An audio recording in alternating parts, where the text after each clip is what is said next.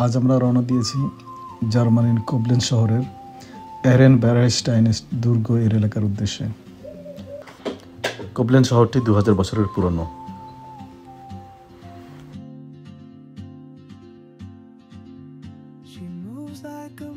আমরা কোবলেন্সের এরেনব্যারেস্টাইন দুর্গের এলাকায় চলে এসেছি।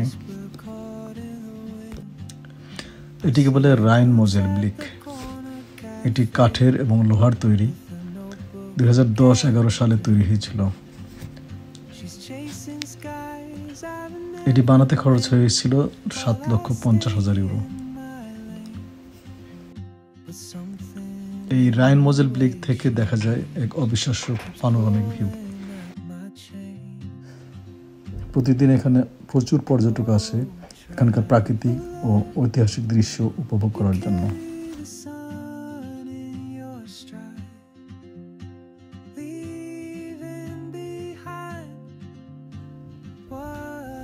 একদিকে রয়েছে সবুজে ঘেরা পাহাড়, মাঝখানে নদী এবং ওপারে রয়েছে কোবলেন্স শহর। এখান থেকে দেখা যাচ্ছে ডয়েচে একে মানে জার্মানকন এবং সম্রাট প্রথম উইলহেলমের বিশাল ঘোষার মূর্তি। এটা হলো কেবল কার স্টেশন। কেবল কারের মাধ্যমে এখন আমরা রওনা দিচ্ছি অপপ্রান্তে যাওয়ার উদ্দেশ্যে।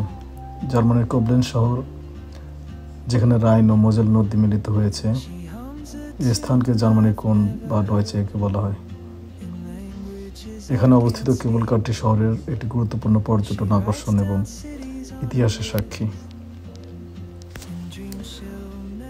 1960-এর দশকে কোবলেন্সের পর্যটন শিল্পকে শক্তিশালী করতে এবং শহরের দুটি গুরুত্বপূর্ণ স্থানকে সংযুক্ত করার জন্য কেবল কার নির্মাণের ধারণা জন্ম হয়।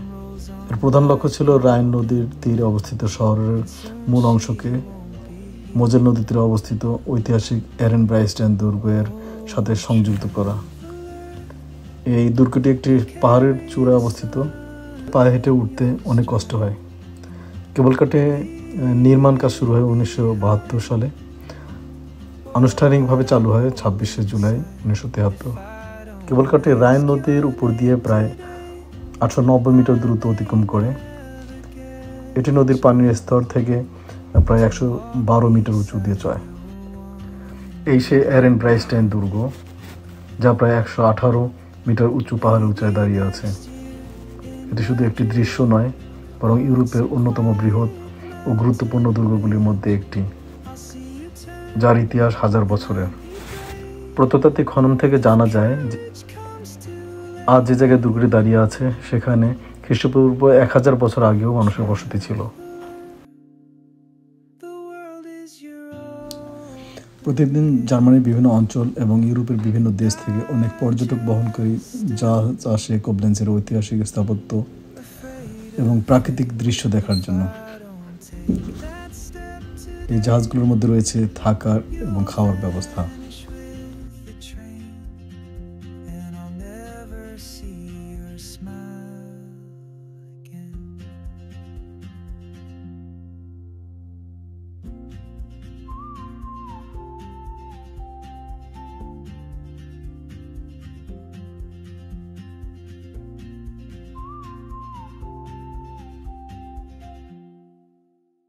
এটি প্রুশিয়ান সরকারি ভবন। এটি রাজকীয় ঐতিহ্য। এটি স্থানীয়ভাবে প্রেসিসেস রিগারুং রিগোবাইডে নামে পরিচিত। ভবনটি বিশাল, চোখে পড়ার মতো এবং অত্যন্ত রাজকীয়। এটি নব্য বারোক স্থাপত্য শৈলীতে নির্মিত, যার অর্থ এতে ইউরোপের ঐতিহ্যবাহী প্রাসাদের মতো জাঁকজমকপূর্ণ ও অলংকৃত নকশা দেখা যায়। ভবনের সবচেয়ে উল্লেখযোগ্য বৈশিষ্ট্য হলো এর কেন্দ্রীয় অংশে সুউচ্চ ও সুন্দর গম্বুজ। এই গম্বুজটি দূর থেকে সহজে চোখে পড়ে এবং ভবনটিকে একটি বিশেষ পরিচয় দিয়েছে। ভবনের সামনের দিকটি পাথর দিয়ে তৈরি, যাতে খোদাই করা নকশা, মূর্তি এবং কলাম রয়েছে। এগুলো প্রুশিয়ান সাম্রাজ্যের ক্ষমতা ও সমৃদ্ধির প্রতীক। ভবনটি নির্মাণের পিছনে একটি বড় কারণ ছিল প্রশাসনিক ক্ষমতার প্রদর্শন। রাইন নদীর তীরে এই বিশাল ভবনটি প্রুশিয়া রাজ্যের শক্তি ও প্রভাবকে প্রতীকীভাবে প্রকাশ করে। ভবনটির নির্মাণ কাজ শেষে 1906 সালে এটি মূলত প্রুশিয়ান রাইন প্রদেশের প্রশাসনিক কার্যালয় হিসাবে ব্যবহারের জন্য তৈরি করা হয়েছিল।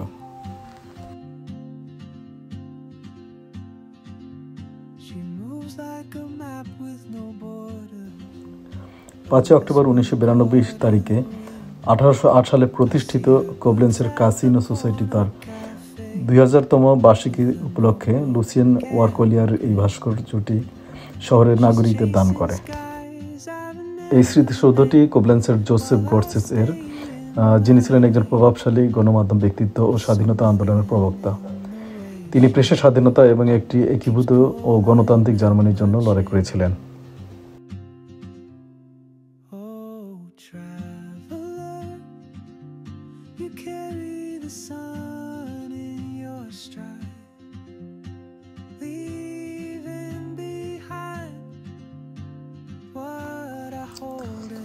কোবলেন শহরের 2000 বছর পূর্তি উপলক্ষে নির্মিত এই স্মারক স্তম্ভটি জার্মানির কোবলেন শহরের একটি আধুনিক ও অত্যন্ত গুরুত্বপূর্ণ ভাস্কর্য। এটি স্থানীয়ভাবে কোবলেন্সের বুর্গাশোলে বা নাগরিক স্তম্ভ নামে পরিচিত। প্রায় 2000 বছর আগে রোমানরা একটি সামরিক ঘাঁটি স্থাপনের মাধ্যমে কোবলেন শহরে প্রতিষ্ঠা হয়েছিল। এই ঐতিহাসিক মাইল ফলক উদযাপন করার জন্য শহরের নাগরিকদের উদ্যোগে এই স্তম্ভটি তৈরি করা হয়।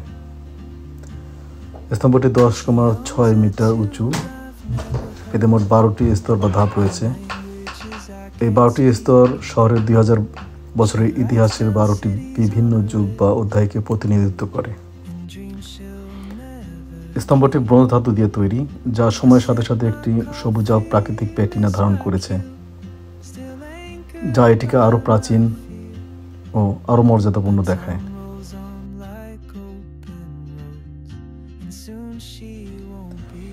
এখানে অবস্থিত জিমনেশিয়াম কনফ্লুয়েন্টিনাম, যা কোবলেন শহরে অবস্থিত একটি ঐতিহাসিক বিদ্যালয়। এটি 1601 সালে প্রতিষ্ঠিত হয় এবং জার্মানির প্রাচীনতম বিদ্যালয়গুলির মধ্যে একটি। এই বিদ্যালয়টি তার উচ্চশিক্ষামান ও সমৃদ্ধ ঐতিহ্যের জন্য সুপরিচিত। এখানে রয়েছে অনেক ধরনের দোকান, শপিং মল, রয়েছে অনেক দেশের রেস্টুরেন্ট, যেমন German, Italian, Pakistani, Morocco, Greece, এবং রয়েছে অনেক আবাসিক হোটেল যা পর্যটকদের আকৃষ্ট করে।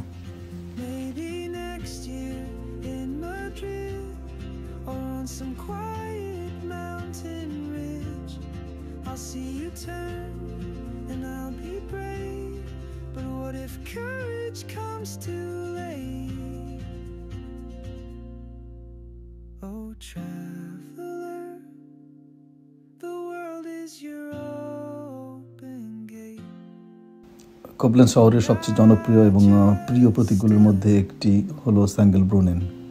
এটি কেবল একটি সুন্দর ফোয়ারা নয়, এটি শহরের রসবোধ, ইতিহাস এবং স্থানীয় অধিবাসীদের স্বভাবের একটি জীবন্ত প্রতিচ্ছবি।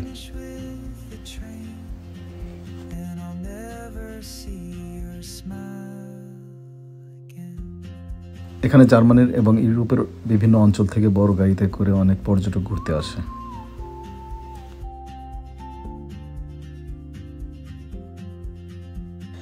দূর থেকে দেখা যাচ্ছে এই শহরে অবস্থিত সেন্ট ক্যাস্টর ব্যাসিলিকা। এখানে সে কাইজার ভিলহেলমের স্মৃতিসৌধ অবস্থিত, যা আমরা রাইন মজেল ব্লিক এবং ক্যাবেল কার থেকে দেখেছিলাম, এবং যার সামনে রয়েছে ডয়েচে একে বা জার্মান কোন। ডয়েচে একের বর্তমান যে চিত্রটি বিশ্ববিখ্যাত, তা গড়ে উঠেছিল জার্মান সম্রাট প্রথম ভিলহেলমের স্মরণে।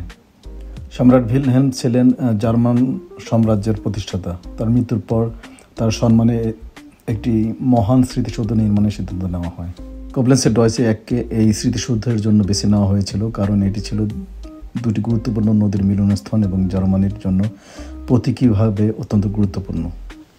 আনুমানিক 1000 খ্রিস্টাব্দের দিকে কৌশলগতভাবে গুরুত্বপূর্ণ স্থানে এরেন ব্রাইস্টাইন এর প্রথম ছোট দুর্গ নির্মাণ করা হয়।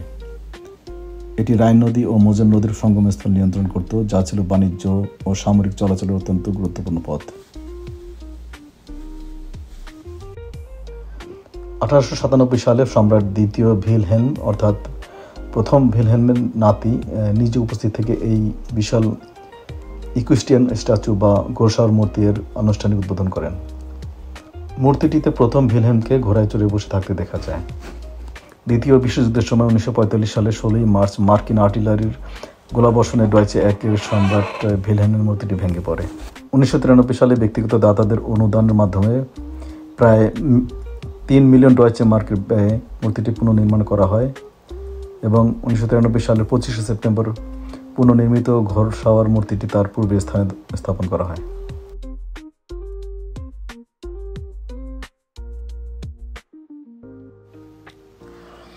আজ কোরিয়া থেকে অনেক পর্যটক আসছে কোবলেন শহর দেখার জন্য।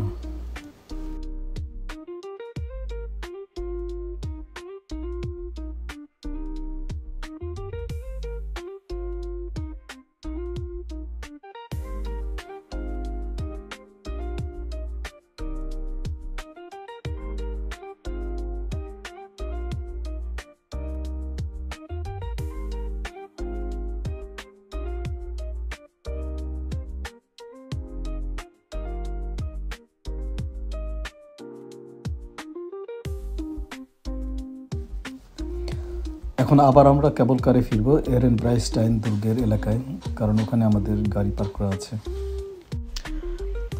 2010 থেকে 2011 সালের মধ্যে কেবল কারটির ব্যাপক সংস্কার ও আধুনিকরণ করা হয়। পুরনো কেবলগুলোর স্থলে নতুন, আধুনিক, আরও বড় এবং বেশি কাচের কেবিন বসানো হয়। শুরুতে এটি 18টি লাল রঙের কেবিনে চালু করা হয়েছিল, যার প্রতিটিতে 6 জন করে যাত্রী ধারণ ক্যাপাসিটি ছিল। নতুন সিস্টেমের মাধ্যমে যাত্রী পরিবহনের ক্ষমতা অনেক গুণ বেড়ে যায়। এখন প্রতিটি কেবিনে 35 জন যাত্রী পর্যন্ত যেতে পারে।